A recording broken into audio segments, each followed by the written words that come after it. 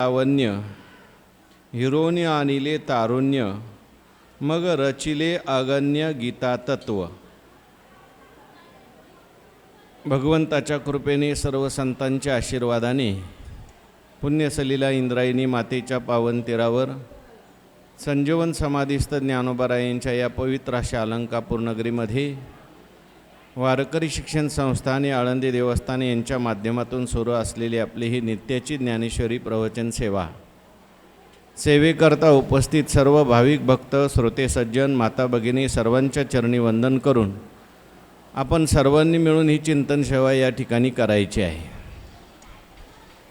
भगवान श्रीकृष्ण परमात्मा अर्जुनाचं निमित्त करून दिव्य असा गीतेचा उपदेश करतात आणि तो गीतेचा उपदेश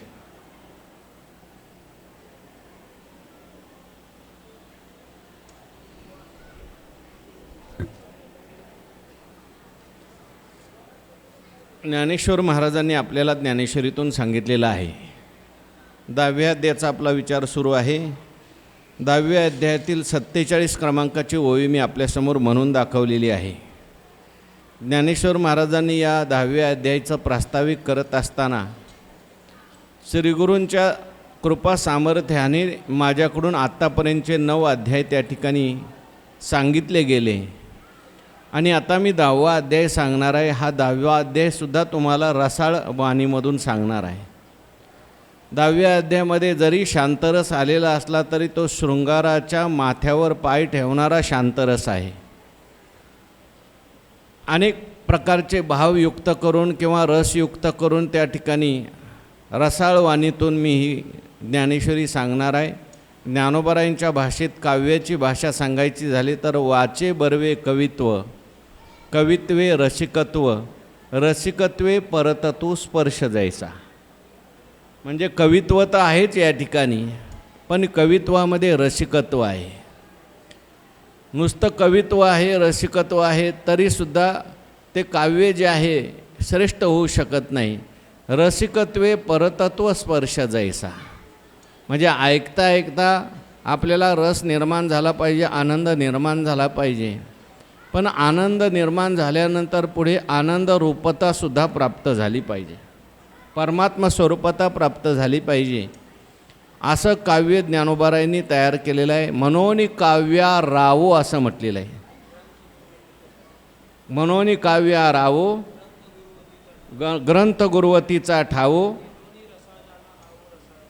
येथोनी रसा झाला आवो रसाळपणाचा। म्हणून हा ग्रंथ जो आहे काव्याचा राजा आहे। हे कशासंबंधी म्हटलेलं आहे? गीतेसंबंधी का महाभारतासंबंधी? गीतेसंबंधी। म्हणून ज्ञानोबाराय म्हणतात मी जरी मराठी भाषेत सांगितलं तरीसुद्धा कुठल्याही प्रकारचा उणेपणा कमीपणा माझ्या या ग्रंथामध्ये राहणार नाही। हा ग्रंथ मी मराठी भाषेत जरी सांगत असलो तरीसुद्धा काल सांगितलं की अंगाचे नि सुंदरपणे जैसे अंगाची लेणी अशी होय लेणे, अलंकारालय कवन कवने हे भूमी न चोजवे असं म्हटलंय। त्या ठिकाणी लेणे अशी अंगच होय लेणे, अलंकार त्या ठिकाणी घातल्यानंतर अंगाला अलंकाराने शोभा आणली का अंगामुळे अलंकाराला शोभा आली हे जसं कळत नाही कधी कधी, त्याप्रमाणे मी गीतेवर हा अलंकार घातलेला आहे आणि गीतेवर हा असा अलंकार चढवलेला आहे। तुम्हाला गीतेमुळे ज्ञानेश्वरीला शोभा का ज्ञानेश्वरीमुळे गीतेला शोभा हे कळणार नाही, हे लक्षात येणार नाही। म्हणून अशा पद्धतीने ही ज्ञानेश्वरी मी तुम्हाला सांगितलेली आहे, सांगणार आहे। बस बस इकडेच बसा, इकडेच बसा, पुढं नका जाऊ।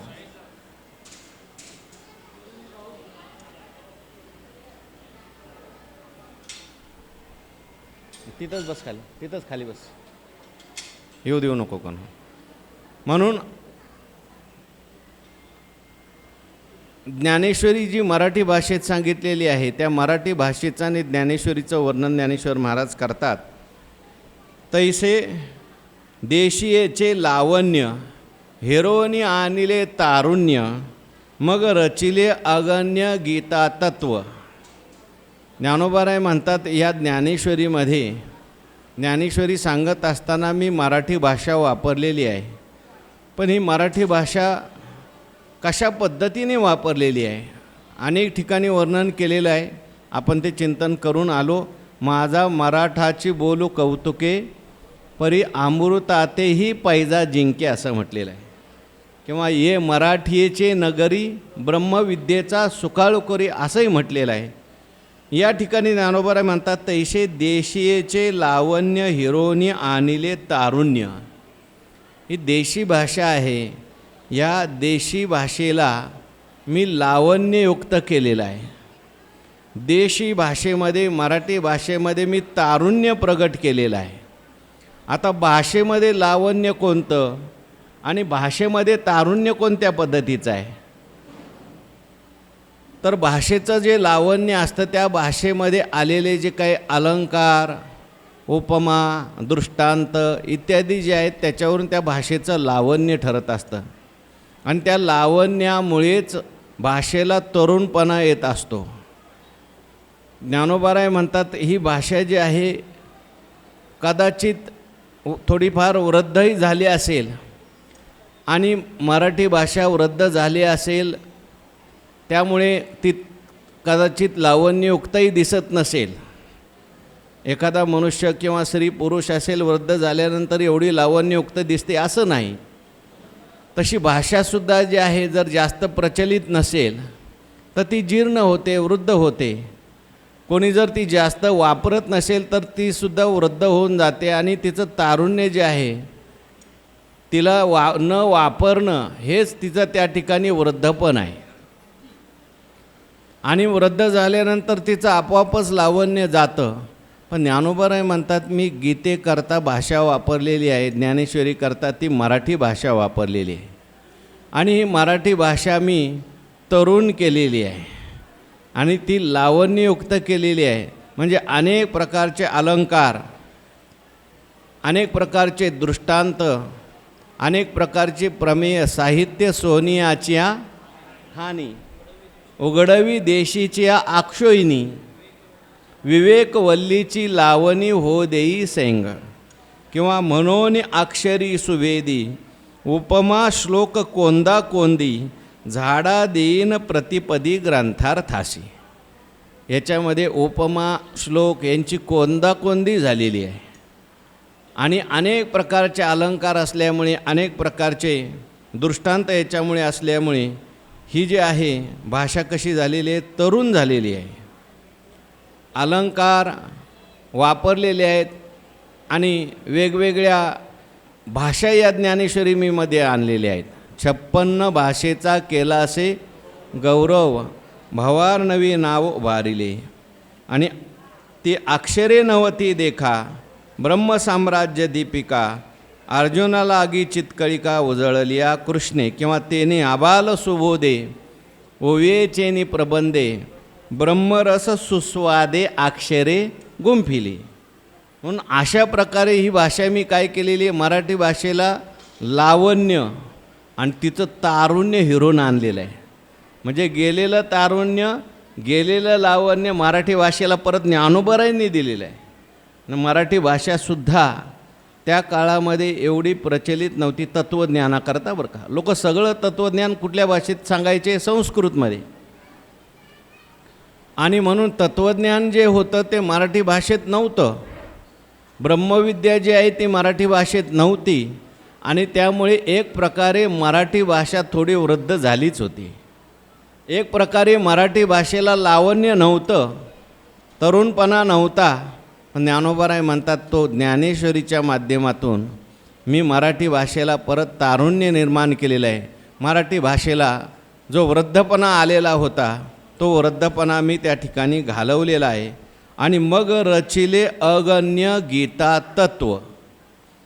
मराठी भाषेला लावण्य दिलं आहे, अनेक अलंकार, अनेक प्रकारचे रस, तरुण केली मराठी भाषा. आणि त्या मराठी भाषेत काय रचलेलं आहे, गीता तत्व. पण ते गीता तत्व कसं आहे, अगण्य, म्हणजे मोजता न येणारं गीता तत्व आहे. अनेक ठिकाणी ज्ञानोबारायांनी या गीतेचं महिमान सांगताना हे मोजता येणारं नाही असं म्हटलेलं आहे. भगवान शंकर त्या ठिकाणी भवानी मातेला त्या ठिकाणी सांगतात या गीतार्थाची थोरी सोये श्री शंभू वेवरी, ते त भवानी प्रश्न करी चमत्कारोनी, ते त हरू म्हणे ने निजे, देवी जैसे का स्वरूप तुझे, तैसे नित्य नूतन देखिजे गीता तत्व. अगण्य आहे गीता तत्व म्हणजे. गीता तत्व जे आहेत सनकादिकांनी याची सेवा केलेली आहे. सतत सनकादिकसुद्धा या गीता तत्वाचं चिंतन करतात. असं असलेलं अगण्य या गीता तत्वाबद्दल बोलता येत नाही, गीता तत्वाबद्दल सांगता येत नाही, असं न गणता येणारं गीता तत्व म्हणजेच परमात्मा. आणि तो त्या ठिकाणी मी मराठी भाषेमध्ये सांगितलेला आहे असं ज्ञानेश्वर महाराज या ओळीमध्ये सांगतात. यानंतर तैसा चराचर परमगुरु, चतुरचित्त चमत्कारू, तो ऐका यादवेश्वरू बोलता जाहला. यानंतर ज्ञानेश्वर महाराज आता 10व्या अध्यायाला प्रारंभ करणार आहेत. पण 10वा अध्याय जो भगवान श्रीकृष्ण परमात्म्याने सांगितलेला आहे त्या परमात्म्याचं वर्णन या ठिकाणी करतायत. तो परमात्मा कसा आहे? ज्ञानोबाराय म्हणतात तैसा चराचर परमगुरु. चर आणि अचर यांचा परमगुरु म्हणजे सगळ्या विश्वाचा परमगुरु असलेला श्रीकृष्ण परमात्मा आहे. चतुरचित्त चमत्कारू म्हणजे काय हो? चतुरचित्त चमत्कारू म्हणजे चतुर असलेलं चित्त ज्यांचं आहे अशा लोकांनासुद्धा जो आश्चर्यकारक आहे. चतुर चित्त असणारे जे लोक आहेत त्यांचंसुद्धा चित्त आकर्षित करून घेणार आहे. त्यांनासुद्धा चित्ताला भगवंताकडे पाहिल्यानंतर अचंबा वाटतो असा जो परमात्मा आहे तो ऐका यादवेश्वरू बोलता जाहला. असा यादवेश्वर म्हणजे यादवामध्ये असलेला ईश्वर तो या ठिकाणी बोलायला लागलेला आहे. आता बोलणार आहे. पण कोण बोलणार आहे? तुम्ही असं समजू नका कोणी आयरा गायरा बोलेला आहे. दुर्लक्ष करू नका. आपल्याला वाटतं ठीक आहे गीता म्हणजे काय आहे व चालूच आहे, रोज आपण ऐकतो. ज्ञानोबाराय सांगतात हा सामान्य कोणी बोलणारा नाही. आधीचे विवेकाची गोठी वरी प्रतिपादी श्रीकृष्ण जगजेठी आणि भक्तराज किरीटी परिसतू असे. सांगणारा कोण आहे त्याच्यावरून सांगितलेल्या विषयाला किंमत प्राप्त होत असते. कोण आहे सांगणारा? तैसा चराचर परमगुरु. भगवान श्रीकृष्ण परमात्म्याला विशेषणं 3 दिलेली. एक चराचर परमगुरु,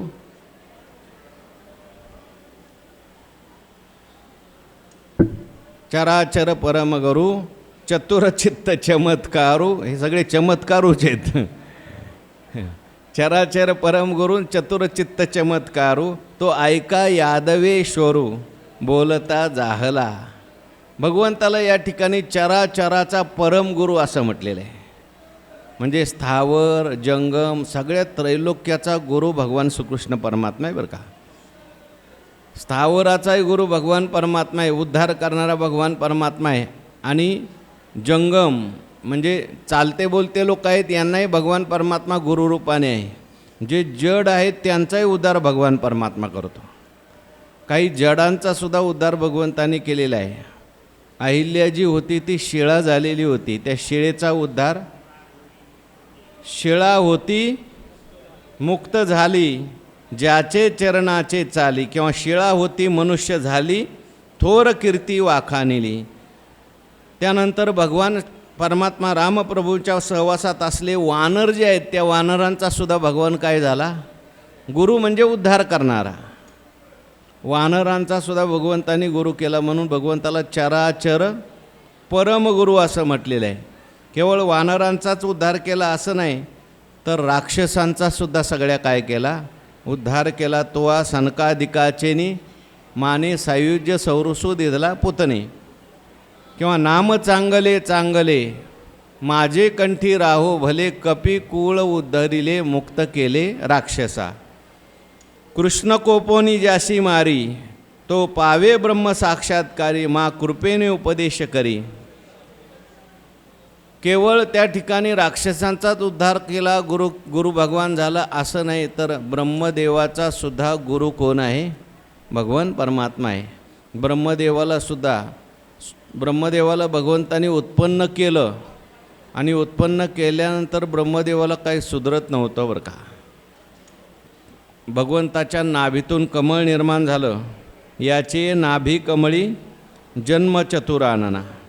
आणि निर्माण झाल्यानंतर वेडा ऐसा ब्रह्मा एकला होता, तो वेड्यासारखा होता, त्याला काय सुचत नव्हतं. सृष्टीची या उपक्रमा पूर्वी गा विरोत्तमा, वेडा ऐसा ब्रह्मा एकला होता. मज ईश्वरा ते नोळखे, ना सृष्टीही करू न शके, तो थोर केला एके नामे जेने. म्हणजे भगवंताचं नामस्मरण केलं, भगवान प्रगट झाले आणि मग भगवंताने उपदेश केला. हंसरूपी ब्रह्मा उपदेशी श्रीहरी, चतुश्लोकी चारी भागवत. म्हणजे ब्रह्मदेवाचाही गुरु भगवान श्रीकृष्ण परमात्मा आहे. अर्जुनाचा गुरुसुद्धा भगवान परमात्मा आहे. अर्जुनाचे नि व्याजे, गीता प्रकाशोनी श्रीराजे, संसारा एवढे थोर ओझे फेडिले जगाचे. उद्धवाचा सुद्धा गुरु भगवान परमात्मा आहे. अर्जुनाचं निमित्त करून जगाचा उद्धार करण्याकरता गीता सांगितली आणि उद्धवाचं निमित्त करून जगाचा उद्धार करण्याकरता भागवत सांगितलं. म्हणून भगवान परमात्मा जो आहे सगळ्या जगाचा गुरु आहे. म्हणून देवाचं वर्णन करताना म्हटलं आहे, वसुदेव सुतम देवम कंस चानूर मर्दनम देवकी परमानंदम कृष्णम वंदे. हे जगद्गुरु आपल्याला पाहिजे. ऐसा चराचर परमगुरु, सगळ्या जगाचा गुरु भगवान परमात्मा आहे. अहो सगळ्या जगामध्ये जे ज्ञान आहे ते कुठून आलेलं आहे? वेदातून आलेलं आहे. पाहे पा जाणवेचेनी बळे, कोणी वेदापासून असे आगळे, शेषाहुनी तोंडाळे बोलके आथी. पण त्या वेदाचा गुरु कोण आहे? वेदातेही पडविता आद्य गुरु तू. भगवंताचं वर्णन करताना म्हटलं आहे, वेदाते पडविता आद्य गुरु तू, किंवा येणेची पडवणी वेद केला शहाणावो. म्हणून भगवान परमात्मा हा चराचराचा गुरु आहे. हा वेदार्थ सागरू जया निद्रिताचा गुरु, तो सर्वेश्वर प्रत्यक्ष अनुवादाला म्हटले. म्हणून ऐसा चराचर परम गुरु. आणि पुढे काय म्हटलं आहे? चतुर चित्त चमत्कारू. आता हे देवाला चतुर्चित्त चमत्कारू का म्हटलं?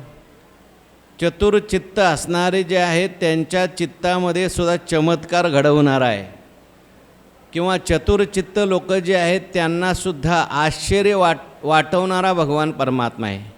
आता हे चतुर्चित्त कोण आहेत? व्यवहारामध्ये जे आपण म्हणतो चतुर, तो व्यवहारातला चतुर इथं घ्यायचा नाही बरं का. कारण व्यवहारातला चतुर म्हणजे लबाड. आपल्या चतुराईने दुसऱ्याला फसवणारा जो असतो तो व्यवहारातला चतुर आहे. हो, म्हणून व्यवहारदृष्ट्या शहाणा जो आहे तो इथे शहाणा घ्यायचा नाही. साधू संतांनी शहाणा कोणाला म्हटलेलं आहे? चतुर कोणाला म्हटलेलं आहे? हां, देव आहे, पण व्यवहारात चतुर, माणसात चतुर कोणाला म्हटलं आहे? आणिक नये माझ्या मना, हो का पंडित शहाणा, जाणे भक्तीचा जिव्हाळा, तोच दैवाचा पुतळा. किंवा पंडित तोची भला, नित्य भजे जो विठ्ठला. किंवा तुका म्हणे सोपे आहे सर्वाहुनी. व्यवहारातला शहाणा हा आहे बरं का. काही शहाणे असतात, परंतु जगातले शहाणे, व्यवहारातले शहाणे, परमार्थातला शहाणा वेगळा आणि व्यवहारातला शहाणा वेगळा. व्यवहारातला शहाणा म्हणजे कधीकधी तो लबाड असतो. तो याला कसं फसवायचं, त्याला कसं फसवायचं, बुद्धीच्या जोरावर तो करतो. पण परमार्थातला शहाणा आहे, तुका म्हणे सोपे आहे सरावनी, शहाणा तो धनी घेतो येथे. जो नामस्मरण भरपूर घेतो तो परमार्थातला शहाणा. भगवंताचं चिंतन करतो तो परमार्थातला शहाणा. आणि असे शहाणे जे आहेत, असे शहाणे कोण कोण आहेत? देवाचे अनेक भक्त आहेत, ते सगळे शहाणे आहेत बरं का. आणि अशा चतुरचित्त, आता चतुरचित्त चकोर चंद्र आलं बरं का, मगाशी तुम्ही सांगितलेलं. चतुरचित्त हेच कोणी चकोर आणि त्यांचा चंद्र भगवान परमात्मा आहे. आता इथे काय म्हटलेलं आहे? चतुरचित्त चमत्कारू, म्हणजे जे चतुरचित्त आहेत म्हणजे भक्त आहेत, भक्ती करतात, नामस्मरण करतात, चिंतन करतात, आशांनासुद्धा चमत्कार वाटायला लावणारा भगवान परमात्मा आहे किंवा आशांचंसुद्धा चित्त आकर्षित करणारा भगवान परमात्मा आहे. उदाहरण जर द्यायचं झालं तर शुकाचार्य जे आहेत ते चतुरचित्त आहेत, भगवंताचं चिंतन करतात, पण आशांचंही चित्त, शुकाचार्यांचंही चित्त आकर्षित करून घेणारा परमात्मा आहे. ते शुकाचार्य जाऊन समाधी लावून बसलेले होते आणि समाधी लावून बसलेले असताना व्यासांना असं वाटलं आता हे भागवत त्याचा प्रचार प्रसार कोण करील. शुकाचार्यांची आठवण झाली. आता शुकाचार्यांना बोलवायचं कसं? मग शिष्यांना भागवतातले सुंदर सुंदर श्लोक काढून दिले आणि हे श्लोक जाऊन तुम्ही शुकाचार्यांच्या समोर म्हणा. सुंदर असं भगवंताचं वर्णन करणारे श्लोक शिष्य येऊन शुकाचार्यासमोर म्हणू लागले. म्हटल्याबरोबर शुकाचार्यांची समाधी भंग पावली. भगवंताचे गुण ऐकले आणि भगवान परमात्मा शुकाचार्यांच्या मनामध्ये प्रगट झाले. म्हणजे चतुरचित्त चकोर चंद्र असं म्हटलेलं आहे किंवा चतुरचित्त चमत्कारो, आशांच्याही चित्तामध्ये चमत्कार निर्माण करणारा भगवान परमात्मा आहे. त्या मधुसूदन सरस्वतींची सुद्धा गोष्ट सांगतात. मधुसूदन सरस्वती जे होते ते अद्वैतवादी होते, अद्वैताला जाणणारे होते, द्वैत मानत नव्हते.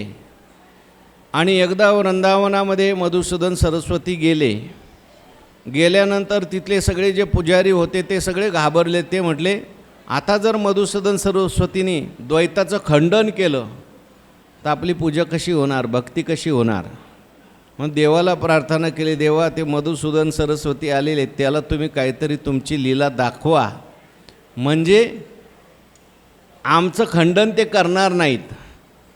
मधुसूदन सरस्वती आले आणि सकाळी यमुनेवर आंघोळीला करता गेले तर सुंदर असं लहान बालकाचं रूप धारण केलं भगवंतानी. आणि मधुसूदन सरस्वतीने ते पाहिलं आणि मधुसूदन सरस्वतीने देवाचं रूप पाहिल्यावर वर पाहिलिया वेध लावी बैशे जीवी जडोनी, भगवंताच्या मागे मागे धावायला लागले. आणि मग भगवान गुप्त झाले. मधुसूदन सरस्वती आले आणि त्या पुजाऱ्यांना म्हणायला लागले ते सगुण रूप जे आहे, सावळे रूपडे चोरटे चित्ताचे उभे पंढरीचे विटेवरी, म्हणजे मोठ्या मोठ्या निर्गुणात रममान असणाऱ्या संतांनासुद्धा, चतुरचित्त असणाऱ्यांनासुद्धा जो चमत्कार दाखवतो आणि आपलं चित्त आकर्षित करून घेतो, म्हणून त्याला काय म्हटलं आहे? चतुर चित्त चमत्कारू. अशा प्रकारे भगवान परमात्मा आहे तो यादवेश्वरू. भगवंताला काय म्हटलं आहे? तो ऐका यादवेश्वरू बोलता जाहला. भगवंताला यादवेश्वरू का म्हटलेलं आहे? यादव कुळामध्ये श्रेष्ठ भगवान परमात्मा आहे म्हणून भगवंताला यादवेश्वरू असं म्हटलेलं आहे. यादवांच्या कुळामध्ये सुद्धा अनेक त्या ठिकाणी कुळं होऊन गेलेली आहेत बरं का. यादवांच्या कुळात जन्माला आले यादवांच्या सुद्धा 12 जाती सांगितलेल्या आहेत. त्याच्यामध्ये अंधक, अर्बुद, कुकुर, कुंती, दाशार्ह, भोज, मधु, माथुर, विसर्जन, वृष्णी, शूरसेन, सातवत असे अनेक कुळं सांगितलेले आहेत. त्याच्यामध्ये वृष्णी कुलामध्ये भगवान परमात्मा आले म्हणून भगवंताला वार्ष्णी असं सुद्धा म्हणतात बरं का. यादवांच्याच ह्या सगळ्या जाती सांगितल्या. तर त्या यादव कुळामध्ये भगवान परमात्मा काय आहेत? श्रेष्ठ आहेत. यादवामध्ये श्रेष्ठ असल्यामुळे यादवामध्ये ते ईश्वर आहेत. भगवंताला ईश्वर का म्हटलेलं आहे? ईश्वराच्या ठिकाणी जे गुण आहेत ते सगळे भगवंताच्या ठिकाणी आहेत. ईश्वर कोणाला म्हणतात? ऐका यशश्री औदार्य ज्ञान वैराग्य ऐश्वर्य हे 6ही गुणवरी वस्ती जेत म्हणून तो भगवंतो, ज्याच्या ठिकाणी यश आहे, श्री आहे, औदार्य आहे, ज्ञान आहे, वैराग्य आहे, ऐश्वर्य. म्हणून भगवान परमात्मा भगवान आहे किंवा ईश्वर आहे. यादवात हा ईश्वर आहे किंवा आणखीन ईश्वराची किंवा भगवंताची, भगवाना या शब्दाची एक व्याख्या सांगितली पुराणामध्ये. उत्पत्तींच विनाशंच भूतानाम आगतिम गतिम वेत्ती विद्याम अविद्यांच स वाच्यो भगवानिती. या सगळ्या सृष्टीची उत्पत्ती, विनाश, गती, आगती, विद्या, अविद्या या सगळ्यांना जो जाणतो त्याला म्हणायचं ईश्वर. म्हणून असा जो यादवेश्वरू आहे, ऐका बोलिला ऐसा बोलिला, ओळी सांगा, तो ऐका यादवेश्वरू बोलता झाला. यादवात असलेला जो ईश्वर, यादवामध्ये भगवान परमात्मा गुप्त रूपाने राहिले, पण भगवान परमात्मा हे ईश्वर आहेत, यादवामध्ये श्रेष्ठ आहेत. यादवांनासुद्धा कळलं नाही बरं का, म्हणून देव असून चालत नाही, देव कळावा लागतो. यादवामध्ये भगवान गुप्त रीतीने राहिले असे ईश्वर भगवान असलेले ते बोलता झाला तो ऐका. तुम्ही सगळ्यांनी काय करा, लक्ष देऊन ऐका. कोणी सामान्य बोलणारा नाही. कोण आहे बोलणारा? चराचर परमगुरू चतुरचित्त चमत्कारो तो ऐका यादवेश्वरू बोलता जाहला. म्हणून आता सगळ्यांनी लक्ष देऊन काय करा, ऐका. नाहीतर लक्ष देऊन जर ऐकलं नाहीत तर जे ऐकलं ते काही कानावर पडत नाही. ऐकणं म्हणजे काय, नुसते शब्द कानावर पडणं नाही बरं का. बरेच लोक ऐकतात पण ऐकत नाहीत. याचा अर्थ प्रवचनात बसलेले आहेत, कानावर त्यांच्या शब्द पडतात, पण या कानाने ऐकला की या कानाने निघून जातो. काय चाललेलं आहे, इथं बसलं तरी बाहेर लक्ष आहे, इकडून कोण आलं, तिकडून कोण आलं, बरोबरचा कुठं गेला, मागं गेला का पुढं गेला, माझ्या मागं कोण बसलं आहे, पुढं कोण बसलं आहे, याच्याकडेच लक्ष आहे. म्हणून तसं ऐकू नका. साक्षात भगवान परमात्मा आपल्याशी बोलतो आहे, म्हणून नीट ऐका, लक्ष देऊन ऐका आणि जे ऐकलं आहे त्याचं मनन करा. म्हणून ऐका यादवेश्वरू बोलता जाहला परी ऐकेगा सुबगा हा प्रसंग असे तुझची जोगा कानची करीओ सर्वांगा ही आथिल्या. सर्वांगाचे काय करायचे, कान करायचे आणि मग ऐकायचं आहे. आता इंद्रिय जात आघवे तरी श्रवणाचे घर रिघावे मग संवाद सुख भोगावे गीता के हे. म्हणून ऐकायचं कसं, मनाच्या कानी ऐकावे, बोल बुद्धीच्या डोळा देखावे, साठोवाटी घ्यावे चित्ताच्या. कसं ऐकायचं ते अर्जुनाकडून शिकायचं बरं का. आपलं ऐकणं वेगळं आहे, ऐकलं की आपल्या डोक्यात काही शिरत नाही, तसंच निघून जातं. पण अर्जुन मात्र, अर्जुना तू परिससी परिसोनी अनुष्ठिशी, अशा प्रकारे ऐकलं पाहिजे. ऐकल्याबरोबर तुका म्हणे कानी ऐकली मात तोची झाला घात जीवपणा. जीवपणा सुटला पाहिजे. ऐकल्याबरोबर भगवंताच्या आकाराची वृत्ती झाली पाहिजे. म्हणून ज्ञानदेव निवृत्तीचा म्हणे काही बोलले श्रीहरी तेने अर्जुना आगव्याची मातो अंतकरणे धडवता आहासी. आता ही ओवी जी आहे पुढच्या श्लोकाचं अवतरण आहे. अशा प्रकारे ज्ञानेश्वर महाराज म्हणतात ज्ञानदेव निवृत्तीचा म्हणे. ज्ञानेश्वर महाराज सांगतायत ज्ञानदेव. ज्ञानदेव शब्दाचा अर्थ आहे जो ज्ञानाचा देव आहे. ज्ञानदेव ज्ञानदेव म्हणता ज्ञानदेव देतो असा ज्यांचा अधिकार आहे. ज्ञानियांचा राजा गुरु महाराव म्हणती ज्ञानदेव. हो, ज्ञान्यांचा राजा आहे, ज्यांनी सगळ्यांच्या करता ज्ञानाचं भांडार खुलं केलेलं आहे. आपल्याला सगळ्यांना ज्ञान देण्याकरता जे बसलेले आहेत असे ज्ञानदेव. पण ज्ञानेश्वर महाराज म्हणतात मी कोणाचा आहे, निवृत्तीचा. प्रवृत्तीचा ज्ञानदेव नाही, निवृत्तीचा ज्ञानदेव आहे. म्हणजे आपल्या श्रीगुरूंचं महत्त्व या ठिकाणी सांगितलं आहे. श्रीगुरूंच्या कृपा सामर्थ्यामुळे मी आहे. अनेक ठिकाणी ज्ञानोबारायांनी म्हटलेलं आहे, स्वतःकडे त्या ठिकाणी कर्तृत्व घेतलं नाही. हे सगळं निवृत्ती ना ग्रंथ नव्हे कृपेचे वैभव हे. ऐशे श्री निवृत्तीनाथाचे गौरव आहे साचे ग्रंथ नव्हे कृपेचे वैभव हे म्हटलं आहे. हे सगळं वैभव कोणाचं आहे, आमचं काही नाही याच्यामध्ये. किंबहुना तुमचे केले.